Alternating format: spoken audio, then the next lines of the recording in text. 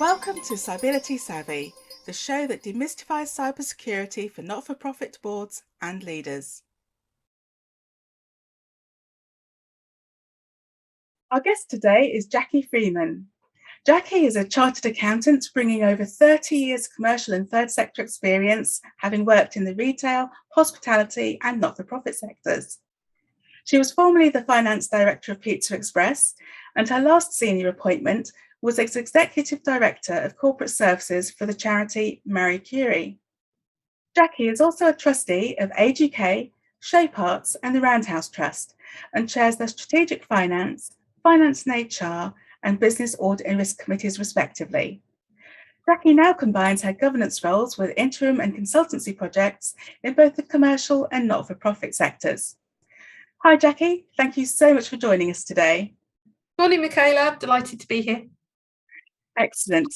So we've got a lot lined up for our guests today because you've had these different roles as Chief Financial Officer and Trustee.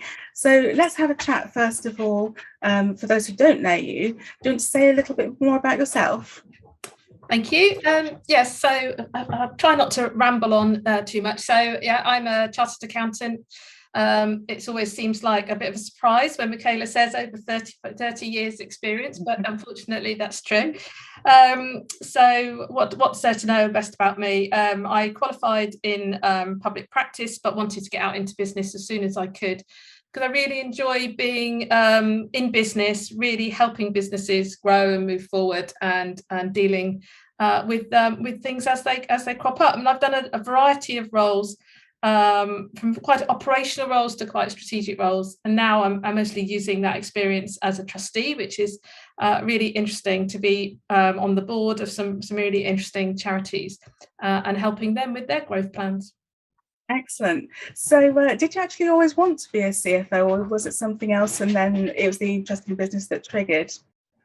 No, I when I was at school, I was really interested in the sciences, so I had this ambition that I might be a doctor, but then I realised that doctors had to see poorly people and probably got blood, and thought, no, I'm not quite sure that's really for me. So I'd done all these science A-levels and thought, well, I don't really know what to do next. So I carried on with science at university and really enjoyed it at university, but then didn't have a clue what to do. So I thought the best thing to do was to get a good general business education and train as an accountant. And once I started my training, I really enjoyed it. And, one thing led to the other, really. Oh, brilliant. It's really funny how like our paths start out one way and then you end up somewhere completely different. Yeah. But we absolutely love what we do. That's brilliant. Yeah. So in terms of, you've done obviously the operational finance and the strategic finance side of things, so very involved in risk as well. What would you say is one of the biggest lessons you've learned from being a CFO on the strategic side?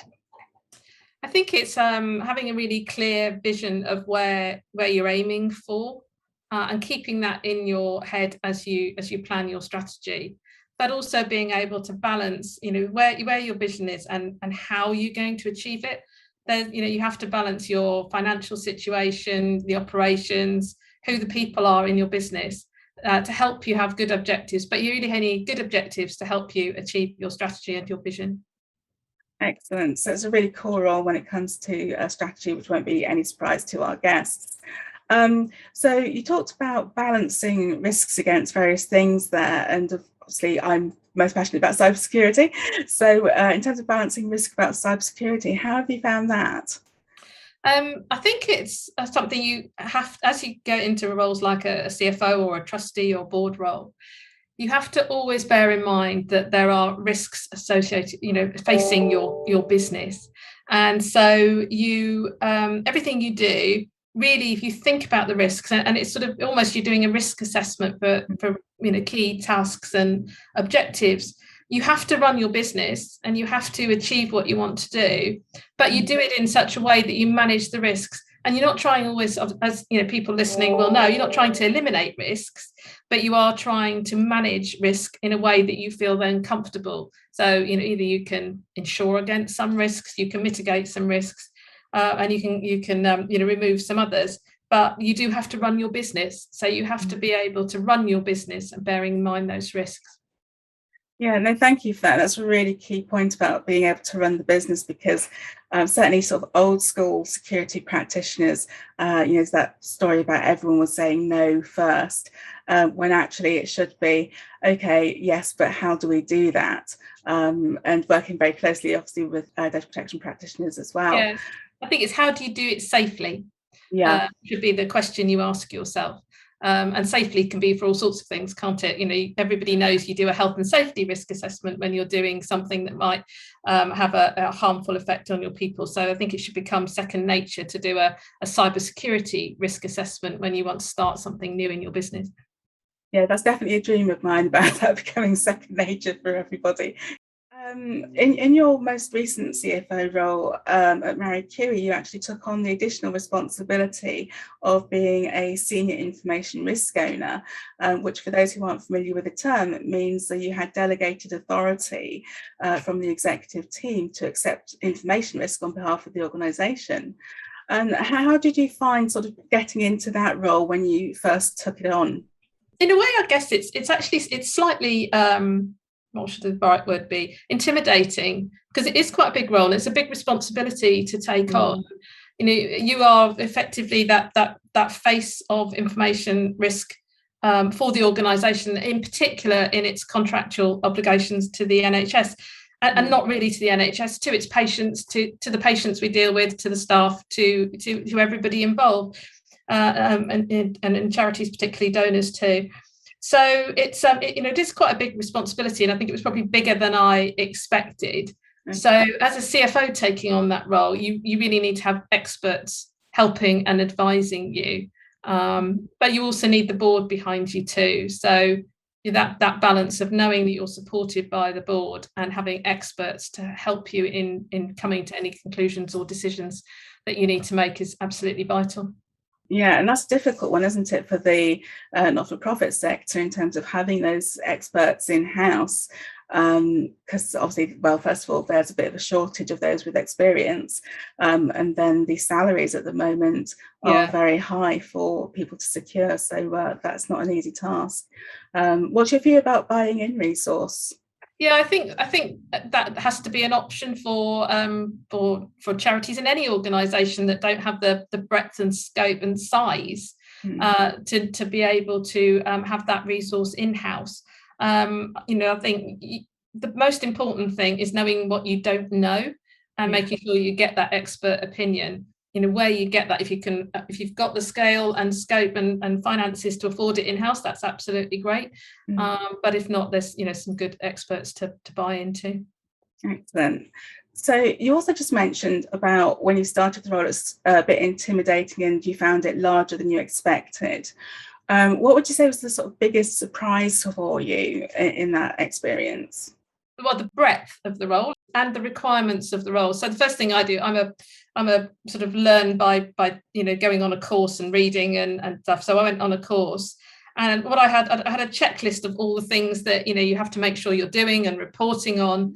And I'm just like, oh wow, that's huge. But I tried to keep focusing on what the really important things are, which is managing information risk in the business. But it is quite there's quite a lot to do to make sure you're doing it well. Yeah, absolutely. And then how did you find that sort of balance between the sort of data protection, privacy side of things versus the security side of things?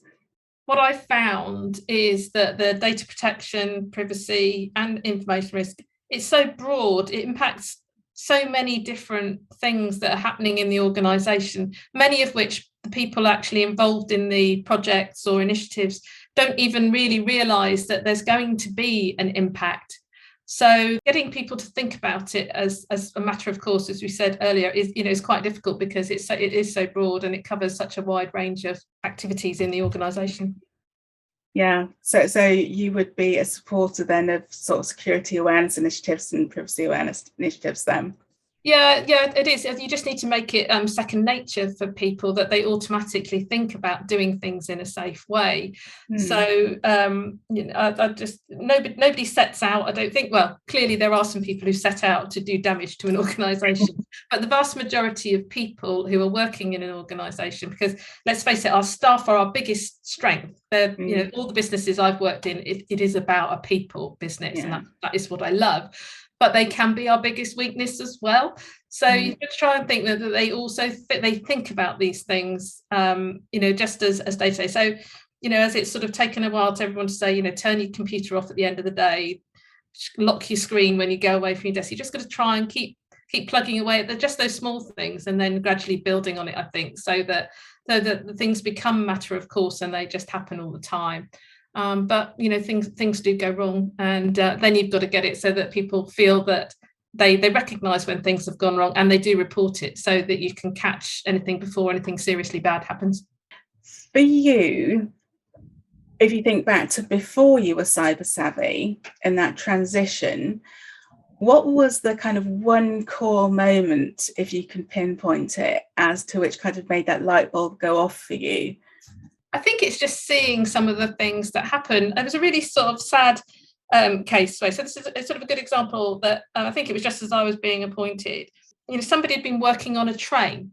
Well, we all work on trains, don't we? But somebody had been sitting behind and had been able to read what she was doing, and she was doing something quite sensitive, and had written in and complained.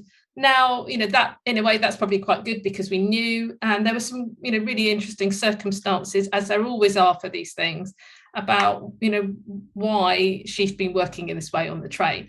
So, there's never a black and white answer. And that was sort of the thing that made me think, no, there isn't a black and white answer, but how do we try and make these things safer, so that when one thing leads to another, as it inevitably does, you're trying to not put any of the information at risk. In the time that you were responsible for this, would you say it's fair to say that you actually dealt more with sort of human beings and accidental things rather than, those cyber criminals attacking the organisations? Yes, I think for me, that's where I think some of the decision making comes.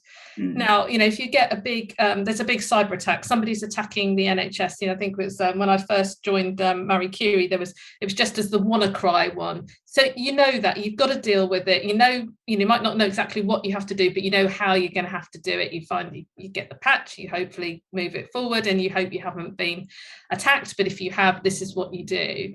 And I think that's where the experts, the information security experts, the IT experts, the technical people can roll into action, because there's quite a set prescribed things you want to do and move towards doing.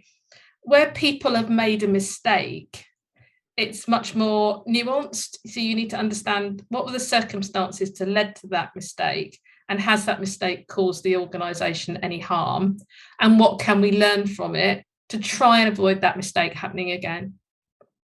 Yeah, it's definitely more nuanced. I agree with you, actually. And just thinking about that and that lessons learned side of things, what would you say is your biggest lesson learned from acting both as a CFO and CIRO?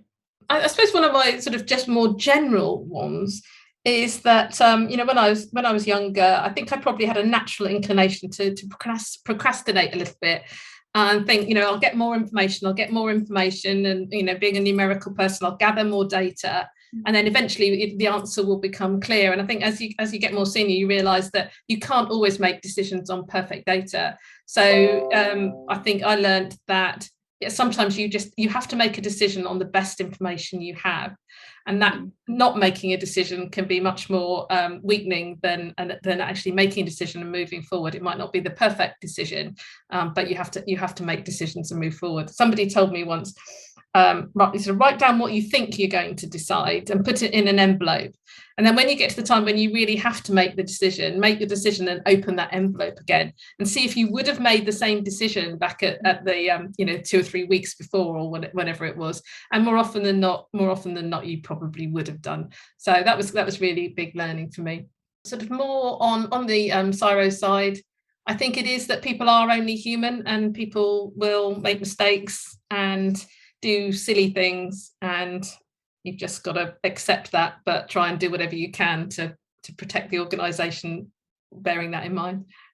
Excellent, some great learning there, and I love the idea about the envelope. I might have to try that one myself. So thank you very much for all that insight into your journey to being cyber savvy on the CFO and CIRO side.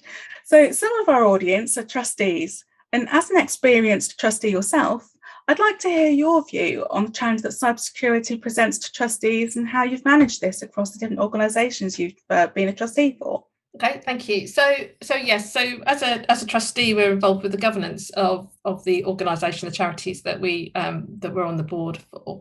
And one of those key responsibilities is of course determining risk and helping to manage risk and ensure the organisation is managing risk appropriately. And if any organisation hasn't got cybersecurity on its risk register and quite high up on its risk register, I think it needs to have a think about it. So it's certainly an area on the risk register that everywhere that I'm a trustee is involved in. And so as a trustee, you're of course not running.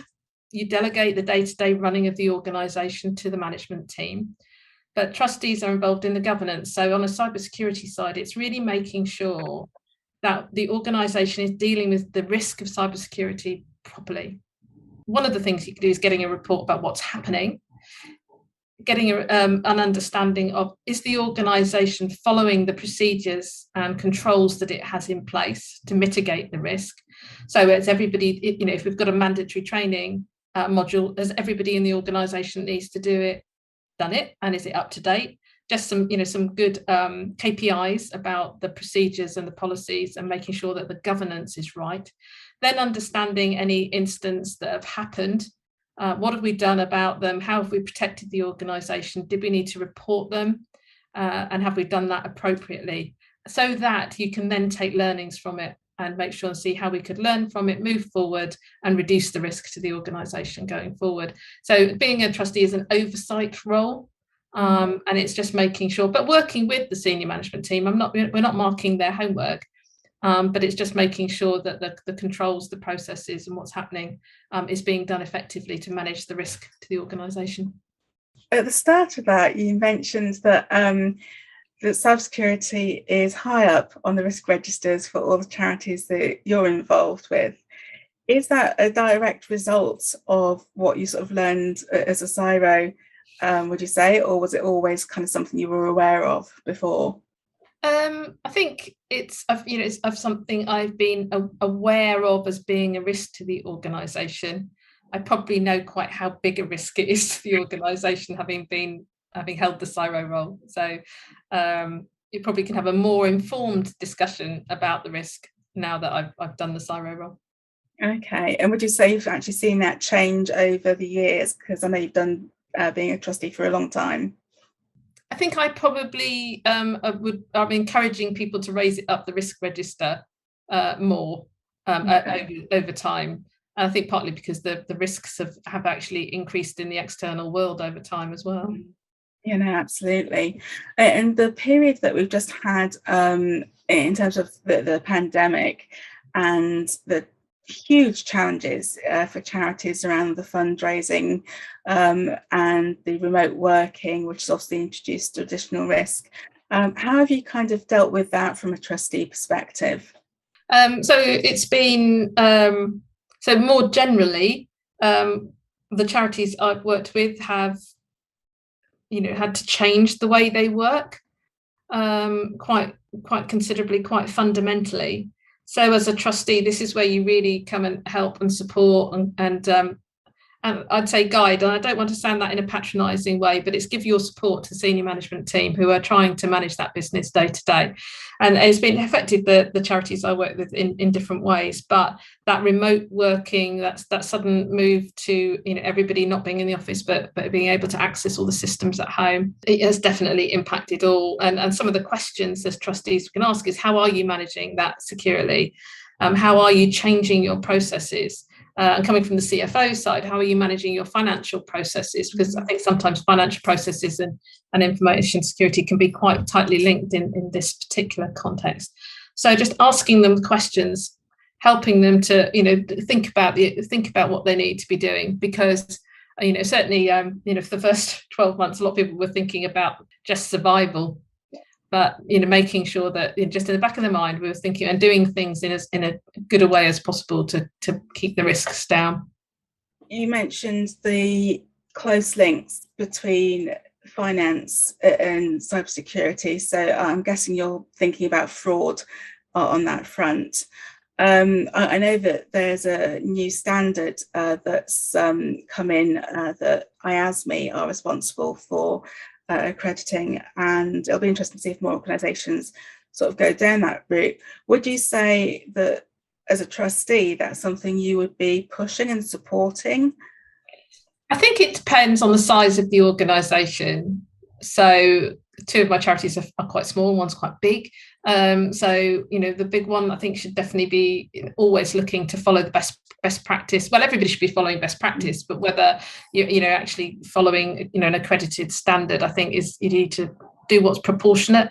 But where there's good ideas, good suggestions for procedures, things that will improve financial controls, then I would always be encouraging organisations to do things that can improve their financial controls if they can manage it proportionate to the size of their business and the operation of the business. Yeah, and that's a really important point, isn't it, about being proportionate to the business. And I think in cybersecurity, when as professionals, we tend to focus on the detail. At least when you're operational, as you're strategic, you do sort of open up and think about balancing that risk. But proportionality is quite challenging, I think, because everyone's got a different view of how risky something is, don't they? You mentioned that you've obviously taken a bit more of a proactive approach in encouraging cybersecurity thought on the trustee boards. What's your view on actually having a dedicated trustee with a set role for information assurance and cybersecurity? I think it's probably, again, I'm going to sound like a parrot because I'll be a bit repetitive. I think it depends on the organisation, size of the organisation, the scope of the work it does. I can see some definite advantages to that. But again, not all boards have got somebody with the right skill set on their board. So it's whether you wanted to bring someone on, and that can be quite a big decision, I think, for trustee boards. Boards should definitely recognise that it is part of their governance role. So they need to think about how they manage that governance role. And if it's having a specific and nominated trustee, that's fine, or need to deal with it in some other way, but you can't ignore that responsibility. So in terms of that kind of upskilling and making sure that trustees understand the cybersecurity aspects, would you say that you have had good resource support on that, both from the organisations or those that specialise in supporting trustees?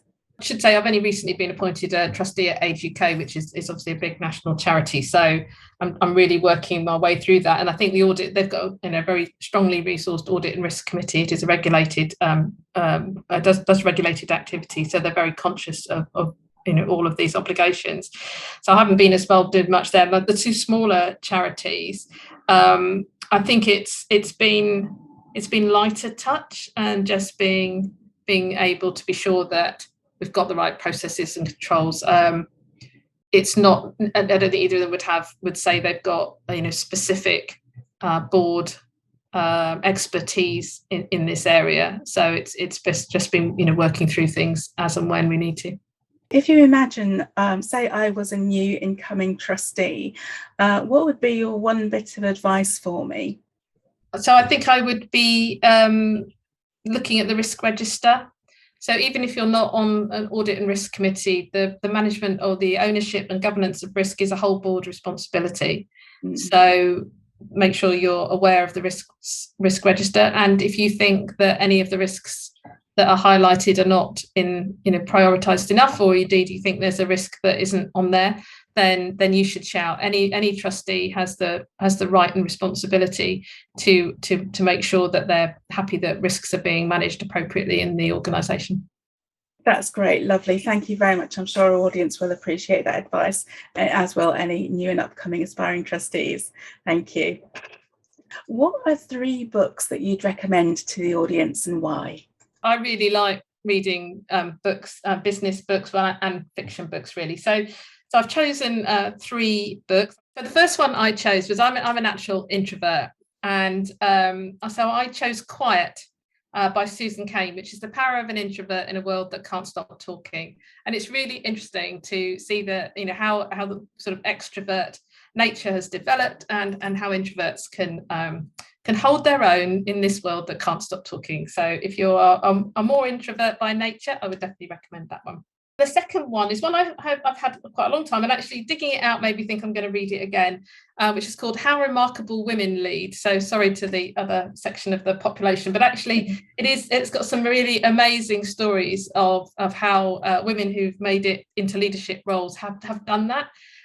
It's by 2 ladies from McKinsey, and you can dip into it and you just read a few paragraphs and think, oh yeah, that's really interesting about how people have made it to their leadership roles, and that is quite inspirational. So that's good. And the last one I chose was Radical Candor by Kim Scott, and it's just really interesting because what that sort of taught me is that feedback, and you always say feedback really is a gift, and I for one was always a bit of sort of it's always quite difficult to give feedback, and it really sort of made me maybe step back and think about how to do feedback appropriately in a leadership role. So they're 3, but if I can just choose a fictional book to finish off with, I'd recommend anything by Kate Atkinson. I love her. She's my favourite author. That's brilliant. Thank you so much for that. And I've read 2 of yours, actually, the Susan Cain and Kim Scott. And I agree, the Susan Cain books are absolutely brilliant for us introverts. So highly recommend. And I'll definitely have to pick up that second one. What's one question that you wish I'd asked you but I haven't, and how would you have answered? I think it's quite a difficult one because it's been a really good conversation. I suppose the only thing that I would say is, what's the importance of people? So we sort of said a little bit at the beginning that, I've mostly worked in people-facing organisations, and people are our biggest strength, and they can be our biggest weakness. But there are some really key people that, as a CIRO, you relate to. Clearly, if it's an organisation as a CIRO, it will have a Caldecott Guardian, and that's a really important relationship to build. But also the people who are the experts, the information security experts, and building that relationship and knowing you can trust their advice and their guidance to help you with the decisions you have to make is really important. And your board and your IT team and your finance team and your operational teams and your fundraisers, that relationship is probably the most important thing of all. Excellent, thank you. Well, it's been an absolutely wonderful conversation with you. Thank you so much for joining us today. Pleasure. And where can our listeners find you online? I'm on LinkedIn. You can find me there. Excellent, brilliant. Well, thanks again, Jackie. Really appreciate it. Lovely. Thanks, Michala. Thanks everyone for listening. Bye-bye. Bye.